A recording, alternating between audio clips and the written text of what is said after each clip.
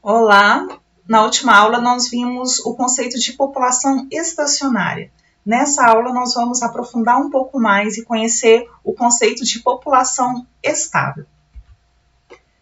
Considere aqui o diagrama de Lex, em que no eixo X nós temos o tempo, começando aqui ano 2000, 2001, 2002, 2003, 2004, 2005, até 2006. E nós temos aqui no eixo Y a idade.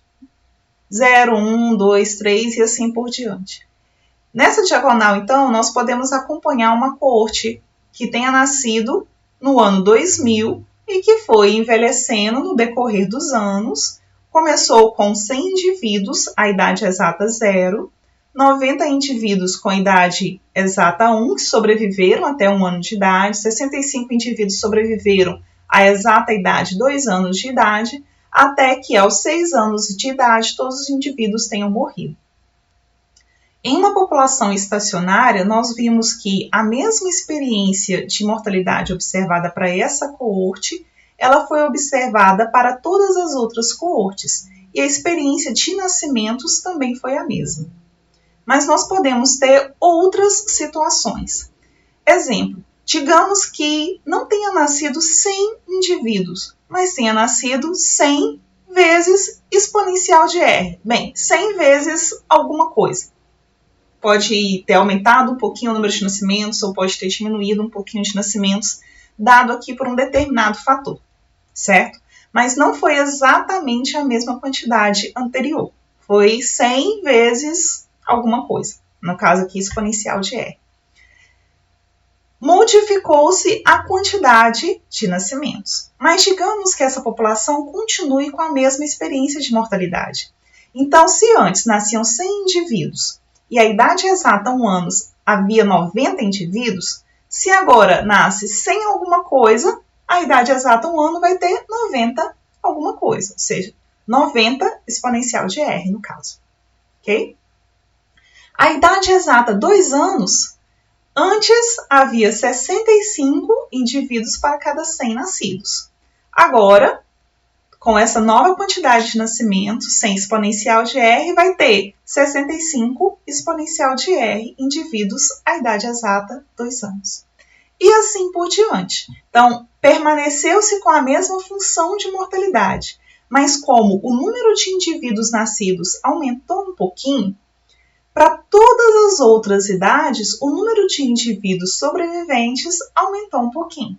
Bem, pode ser que tenha diminuído um pouquinho? Sim, mas então para todas as outras idades, a diminuição vai ser a mesma da diminuição aqui da quantidade de nascimentos, porque a experiência de mortalidade não foi alterada. Digamos que isso permaneça durante um determinado tempo, A mortalidade aqui está constante, só a função de nascimento que aumentou o exponencial de R em relação ao ano anterior.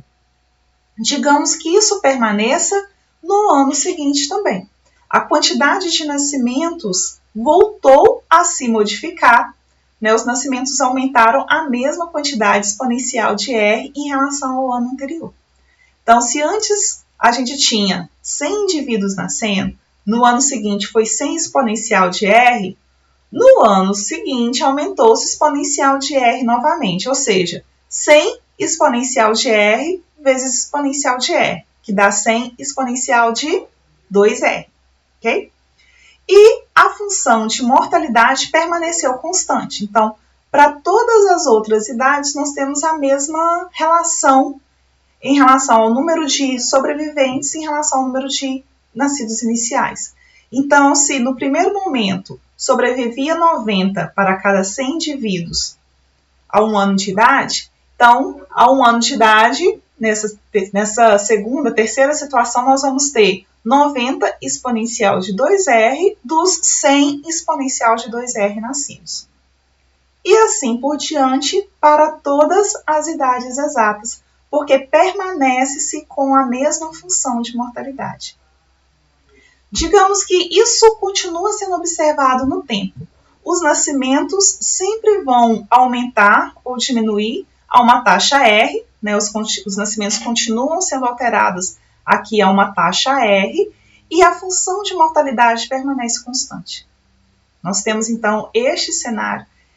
E neste cenário, nós não temos aquela situação anterior de poder olhar para a coorte ou para o período e observar a mesma função, a mesma estrutura etária. Não, isso não é mais verdade.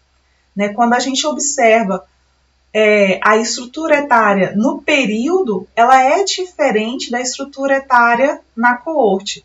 Porque há um crescimento aqui de cada grupo etário em relação ao grupo etário anterior, ao grupo etário que nasceu em momentos anteriores. Então, olhando aqui para o período apenas, em 2006, nós temos 100 exponencial de 6R, indivíduos com 0 anos exatos, 90 exponencial de 5R, indivíduos com 1 ano exato, 65 exponencial de 4R, indivíduos com 2 anos exatos, e assim por diante.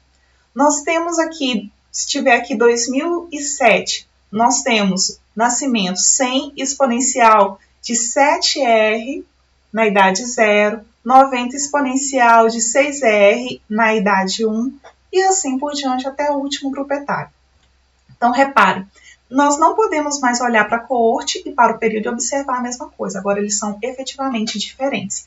Mas se nós observarmos dois períodos diferentes, olha aqui, o período de 2006 e o período de 2007, nós observamos a mesma estrutura etária. Há uma diferença na quantidade de indivíduos. A quantidade de indivíduos se modifica.